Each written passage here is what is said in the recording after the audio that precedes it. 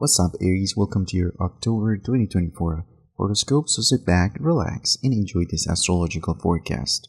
The most important aspect of this month is the solar eclipse in Libra on October 2nd at 10 degrees of Libra.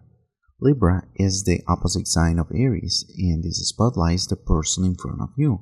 So this is a really important aspect for partnerships, marriage, business, and romantic relationships. On top of that, we have Lilith in your 7th house. So this is going to be very intense for the people who are already in a relationship. This month we have all of the outer planets in retrograde motion, which is going to make the energy of the solar eclipse to feel very heavy and charged with a lot of past energy. Jupiter, Uranus, Neptune, Pluto, Saturn, the nodes in Chiron. For some of you, especially the ones who have natal aspects really close to this eclipse, it's going to be a very intense energy. This eclipse is also very important because it's the last one of the Aries Libra cycle, and I think the questions the universe is asking at this time are, what did you learn during the last 1.5 years in terms of relationships? And what did you learn about being independent? Last month, we had the lunar eclipse in Pisces on September 17th. This was a little preview of what is going to be the next 1.5 years for you, Aries. So it's very important that you try to remember what happened to you during this eclipse. Some days after or before, especially when it has to do with dreams, there was a lot of potential for some secrets being revealed to you during this time, especially through dreams. Not only because this was your 12th house, but because Neptune and Mercury were really close to this eclipse.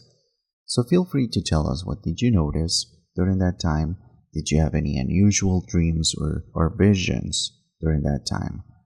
We're going to start breaking down the aspects of this month of October 2024, but first, if you like a personal reading, please visit the link in the description of this video.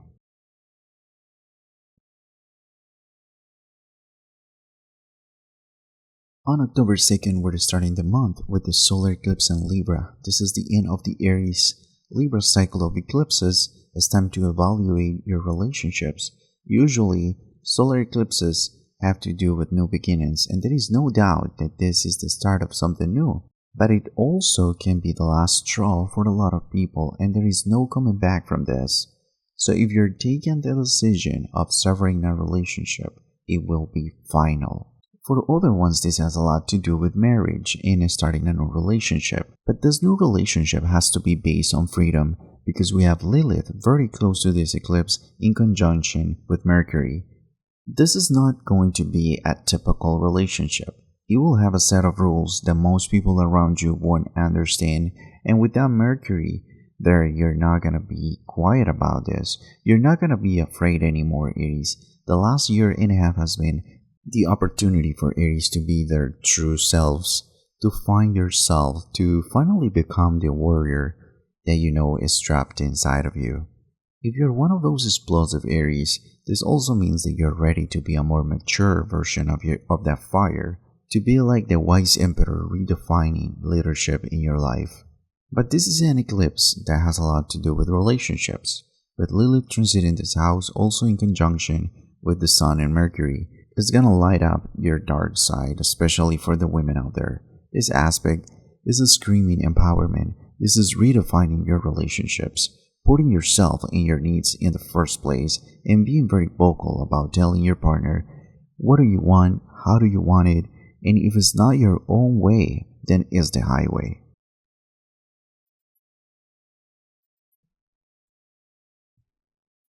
On October 12th, Pluto goes direct in Capricorn and is leaving Capricorn for good, at least for the next 248 years. Because that's the time Pluto takes to complete a single orbit. Crazy, right? So slowly down, Pluto will be leaving the sign of Capricorn and will enter Aquarius on November 19th. Now it's time to talk about the transpersonal planets and how they shape generations, and in this case even centuries of humankind. Capricorn in astrology represents structure, control, conservatism. It rules politicians, bankers, the military. So we live in a society that was very rigid for millennia. We have mostly these powerful men that were emperors that loved to battle with each other, with their armies, and represent the patriarchy.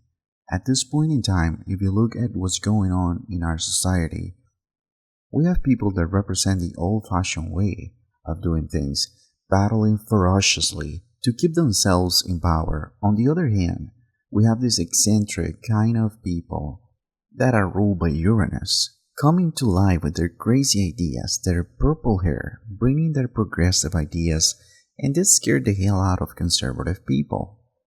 So what we need to understand is that everything has its pros and its cons, and today we're gonna discuss the positive stuff about Pluto and its shadow side. We're definitely living in a unique time. Aquarius represents social groups, technology, political ideas. It's a very progressive sign, very eccentric. Pluto represents transformation, hidden knowledge, death, and rebirth. So our society is going to be transformed, and we are already going through that. Whether conservative people like it or not, we're moving into a very progressive couple of centuries. It's going to be a time of urban tribes, but also very focused in humanitarian causes. Aquarius represents breakthrough ideas. This has the potential to be a time of inventions and discoveries, especially in metaphysics and everything that has to do with air energy. Planes, internet, flying cars, Pluto rules sexuality. So this part of our life is going to be redefined. As I said, we're already seeing this happening in our society, with people identifying with different genders and different ways to live their sexuality. But it's just going to be more prominent as Pluto transits this house. The dark side of Pluto has to do with control, obsession, so I wonder if worst case scenario, we could end up under a global dictatorship controlling our minds through social media and humanoid robots. That's very concerning. Also, because of the overly sexual nature of Pluto, this could turn out into some form of degeneracy. For now, let's hope for the best. Hopefully, we become a better society where we can see each other as friends and we see ourselves more as a collective. Before we continue with this astrological forecast, feel free to leave a comment, tell me how you're doing, how the energies have been flowing during this time. It's really important to read your feedback, and it's a great way to support this channel.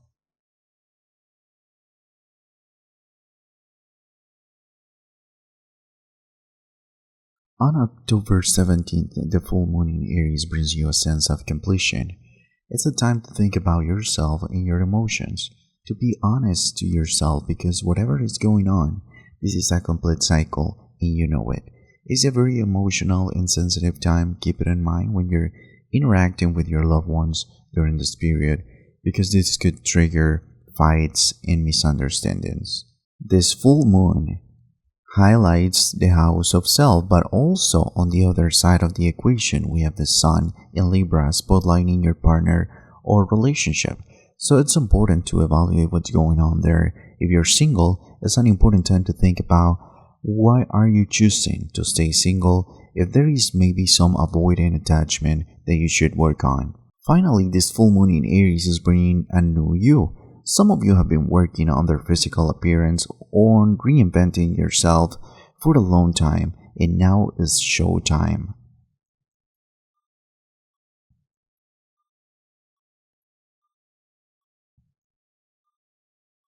Venus enters Sagittarius on October 17th.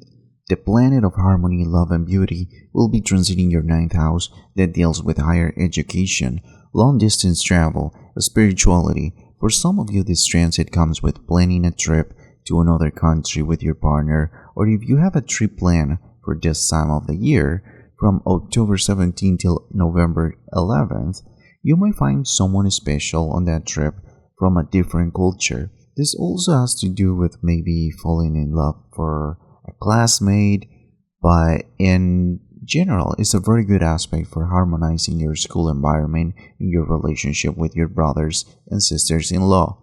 There is an extra aspect interesting also on October 17th, Venus sextile Pluto. Around this day, there is something or someone who is gonna get you obsessed. This might be work-related because Pluto is transiting your 10th house. If this has something to do with your love, you might be falling in love with someone that represents an authority figure in your life. This might be your boss or a professor, because Venus is transiting the house of higher education. Thank you so much for your attention. I hope you like this video. If that's the case, please like and subscribe to my channel. Also, don't forget to go to the bell icon and activate all the notifications so that way you don't miss anything. Also, check your rising sign because this combined with your sun sign can help you a lot to understand better how all of these aspects are gonna play out in your personal life. Alright Aries, thanks for watching. I'll see you later.